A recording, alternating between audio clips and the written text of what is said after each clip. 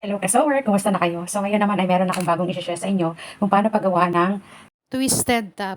Okay? So meron ako dito dalawang kulay para combination sila. Ang haba nito ay 36 inches by 6 inches. So ang una natin gagawin dito, i-close natin yung magkabilang side. Okay? So pagkatapos pa yan, balik rin natin. By the way, stretchable nga pala itong tela ha. Yan. Okay? And then dahil gusto ko nga ng combination na yan, dito ko yan ilalagay. Yan. Gitna ng kulay itim, ayan. Itong itim, ilalagay ko dito, ipapatong ko dito sa kulay puti. Yan. Dito ko siya ipapatong sa kulay puti. Tapos itong another side ng black, ipapatong ko dito sa kulay black.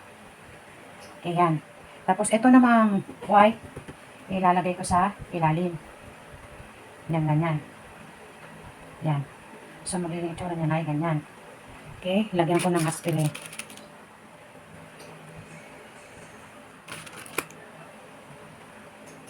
Then, tahian ko lang yan. So, ganito na yung magiging itsura ng tinatahi natin kanina. Pwede mo yan lagyan ng strap. Okay, kung gusto mo para hindi siya malaglag. Pwede mo rin yan lagyan ng foam.